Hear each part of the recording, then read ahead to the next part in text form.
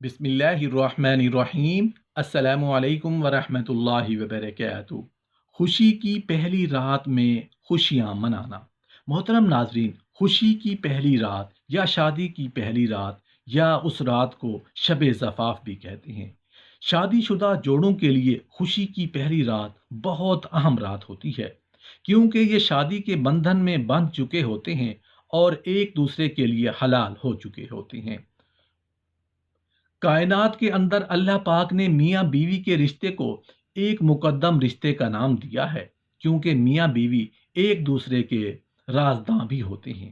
محترم ناظرین، جب خوشی کی پہلی رات ہوتی ہے تو اس رات کا آغاز کیسے کرنا چاہیے؟ خوشی کی پہلی رات میں کیا کام کرنا ہے، کیا نہیں کرنا؟ خوشی کی پہلی رات کو پایا تکمیل تک کیسے پہنچائیں کہ دولہا دلہن دونوں خوش بھی ہوں اور یہ خوشی کی پہلی رات ایک یادگار رات بھی بن جائے؟ خوشی کی رات یعنی شب زفاف بیوی کے پاس جانے کا سنت طریقہ کیا ہے؟ کیونکہ بہت سے لوگوں پر یہ امر مشتبہ ہے، اور آج کل اکثر لوگوں میں یہ عادت بن چکی ہے کہ وہ اس موقع پر سورہ بقرہ پڑھتے ہیں اور نماز ادا کرتے ہیں۔ جب دولہا اپنی دلہن کے پاس پہلی مرتبہ جائے تو وہ اس کی پیشانی پکڑ کر دعا پڑھے: اللہم انی اسألک من خیرها و خیر ما جبلتها علیہ و اعوذ بک من شرها و شر ما جبلتها علیہ۔ اے اللہ، میں اس کی بھلائی اور اس کی فطری عادتوں کی بھلائی کا سوال کرتا ہوں، اور میں اس کی برائی اور اس کی فطرتی عادتوں کی برائی سے آپ کی پناہ مانگتا ہوں۔ اگر اسے ڈر ہو کہ جب وہ اس کی پیشانی پکڑ کر یہ دعا پڑھے گا تو وہ پریشان ہو جائے گی، تو اگر ممکن ہو تو اس انداز میں اس کی پیشانی کو پکڑ لے گویا یہ اس کا بوسہ دینے لگا ہے، اور اس کو سنائے بغیر دل میں دعا پڑھ لے۔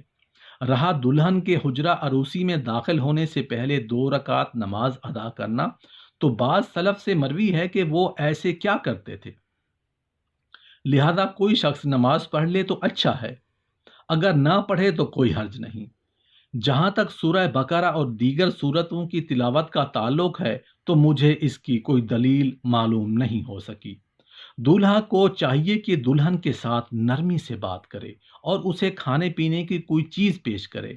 چنانچہ رسول اللہ صلی اللہ علیہ وآلہ وسلم جب حضرت عائشہ صدیقہ رضی اللہ عنہا کے پاس تشریف لائے تو دودھ کا ایک پیالہ ساتھ لائے، خود تناول فرمایا اور حضرت عائشہ صدیقہ رضی اللہ عنہا کو دیا، تو انہوں نے اپنا سر جھکا لیا اور شرما گئی۔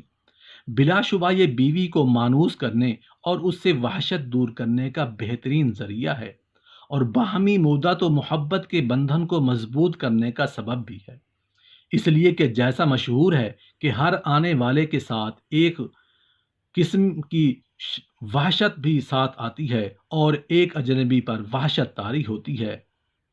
جب شب زفاف میں مباشرت و ہم بستری کے آداب میں ایک ادب یہ بھی ہے کہ دولہا دلہن دونوں بالکل برہنہ نہ ہو، اس لیے کہ رسول اللہ صلی اللہ علیہ وآلہ وسلم نے ارشاد فرمایا: حقیقتاً اللہ تعالیٰ با حیا اور ستر والے ہیں اور حیا اور پردہ کو پسند کرتے ہیں۔ رسول اللہ صلی اللہ علیہ وآلہ وسلم نے ارشاد فرمایا کہ تم برہنہ ہونے سے بچو، اس لیے کہ تمہارے ساتھ وہ فرشتے ہیں جو تم سے سوائے قضائے حاجت اور ہم بستری کے اوقات کے جدا نہیں ہوتے، لہذا ان سے حیا کرو اور ان کا اکرام کرو۔ ہم بستری کے آداب میں سے یہ بھی ہے کہ ابتدا چھیڑ چھاڑ اور بوس و کنار سے ہو۔ رسول اللہ صلی اللہ علیہ وآلہ وسلم نے ارشاد فرمایا کہ تم میں سے کوئی شخص اپنی بیوی پر مثل جانور کے نہ پڑ جائے، بلکہ دونوں کے درمیان پہلے کوئی قاصد ہونا چاہیے۔ پوچھا گیا کہ اے اللہ کے رسول صلی اللہ علیہ وآلہ وسلم، قاصد کون ہے؟ آپ نے ارشاد فرمایا: بات چیت اور بوسہ۔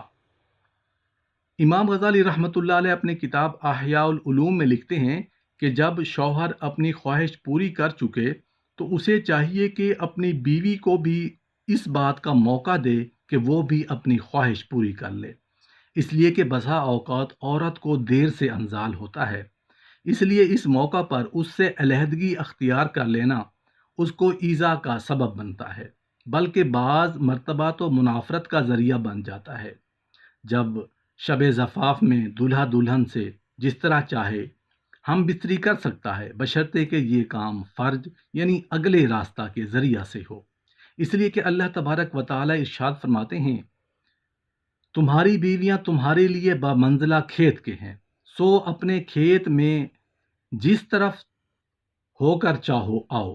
مطلب یہ ہے کہ اپنی بیویوں سے ہم بستری اس راہ سے جہاں سے ولادت ہوتی ہے، جس کیفیت سے چاہے کر سکتا ہے، خواہ سامنے کی طرف سے ہو یا پیچھے کی طرف سے ہو یا پہلو کے بل لیٹ کر۔ اگر ایک مرتبہ ہم بستری کے بعد دوبارہ خواہش ہو تو مستحب یہ ہے کہ پہلے وضو کر لے، اس لیے کہ دونوں صحبتوں کے درمیان وضو کر لینے سے نشاط میں اضافہ ہو جاتا ہے۔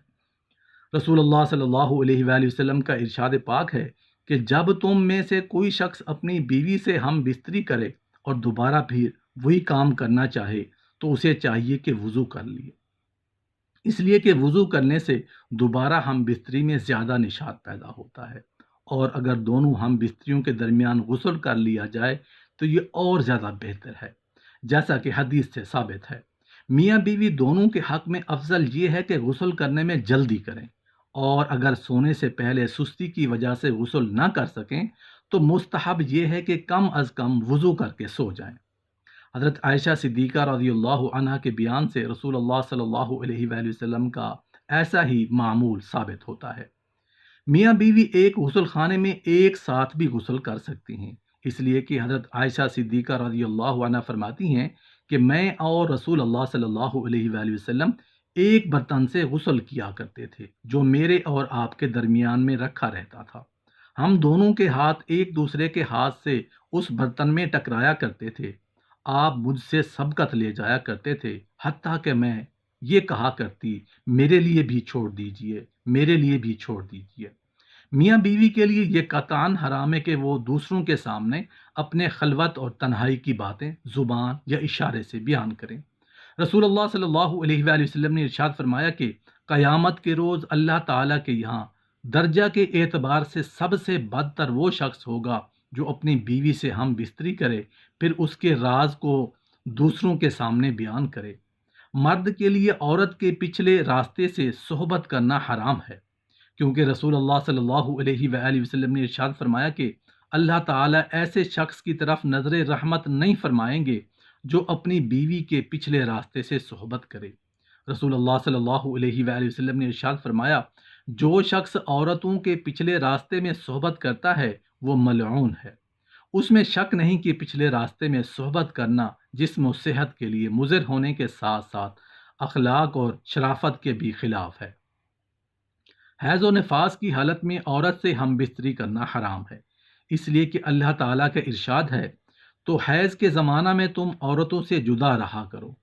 حالت نفاس میں عورتوں سے ہم بستری کی حرمت قیاس سے ثابت ہے، یعنی نفاس کو حیض پر قیاس کیا گیا ہے، اس لیے کہ دونوں کا سبب علت یعنی اذا ایک ہے، اور حرمت اجماع امت سے بھی ثابت ہے۔ ہاں، شوہر ان حالات میں اپنی بیوی کی ناف اور گھٹنوں کے درمیانی حصے سے لباس کے اوپر سے فائدہ اٹھا سکتا ہے، لیکن لباس کے نیچے سے فائدہ اٹھانا درست نہیں، تاکہ وہ شرعاً حرام اور مضر صحت شے کا مرتکب نہ ہو۔